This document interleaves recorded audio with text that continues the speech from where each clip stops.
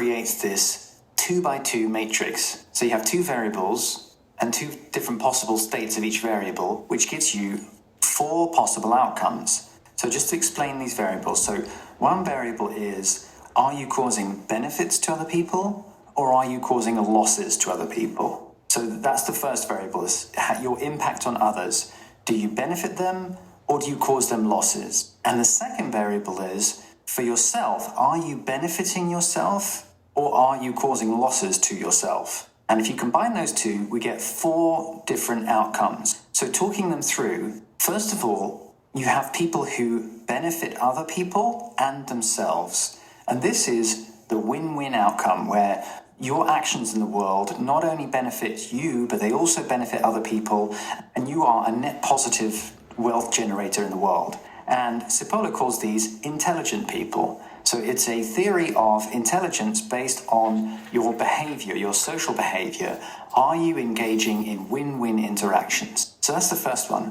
Well, what about the people who cause losses to other people but benefits to themselves? Well, Cipolla calls these bandits, and these are essentially criminals and thieves. If you imagine, when somebody steals, what they're doing is they're causing a loss to you and a gain to themselves. So that's the second type.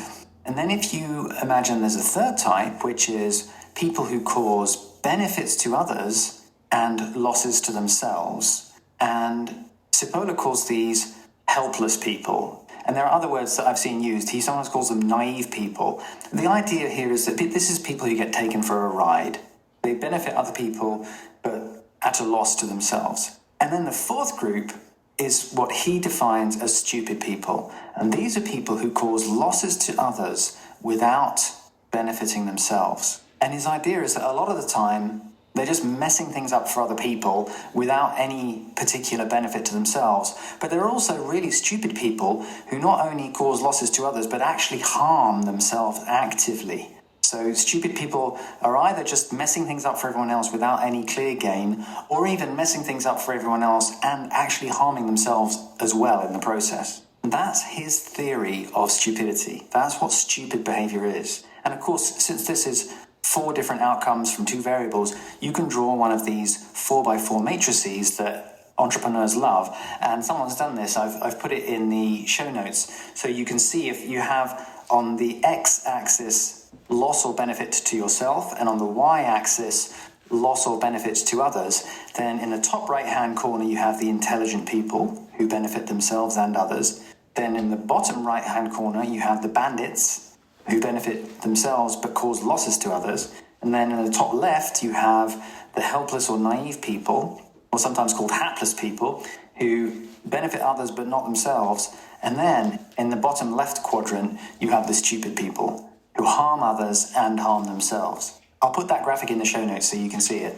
An interesting part of his law number 3 about defining stupid people is that he also assumes that stupid people are consistent in being stupid.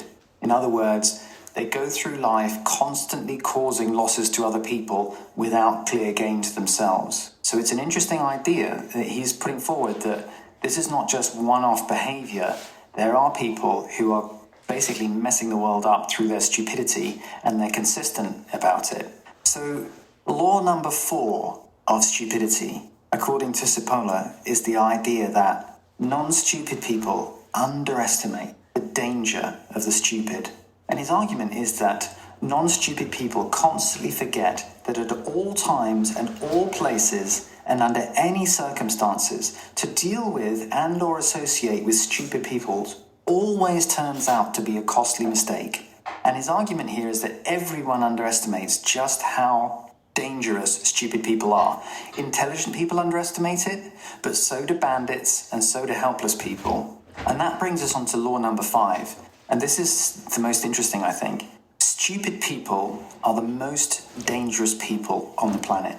And as part of that law, a corollary of that is that stupid people are more dangerous than bandits. And the argument is that if you have someone who is a criminal, a bandit, who wants to gain for themselves by robbing you or by causing losses to you, that person is predictable because they are following incentives. And they may be unethical incentives. They may be doing something that is fundamentally wrong, but at least you can work out what they're likely to do because they have goals and they follow incentives. So bandits you can defend against because you can work out what a bandit might try and do to rip you off. The really dangerous thing about stupid people is that they mess things up for everyone else without clear gain to themselves. And that means they're not following incentives. They're just causing problems. So they're fundamentally unpredictable, and that makes them incredibly dangerous. Even more dangerous than the people who you would identify as the real villains in the world. Stupid people are more dangerous than villains. So that's a summary of the article. As I said, I'll put a link in the show notes if you want to read the original, and I'll put a link to that graphic showing the 4x4 matrix of stupid people versus non-stupid people. It's a very interesting article, and I found it very thought-provoking. I like the idea of defining stupidity in terms of social behavior, because I met very highly educated people who are very eloquent and articulate, who are also stupid.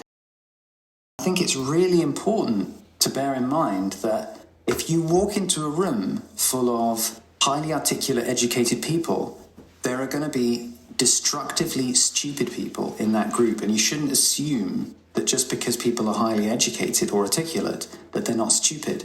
And by the same token, if you walk into a room of people who are ignorant, who are uneducated, you shouldn't assume that they're destructively stupid in the way that Cipolla defines in this article, because the two are uncorrelated. You can have ignorant people who are not stupid, and you can have highly educated people who are stupid.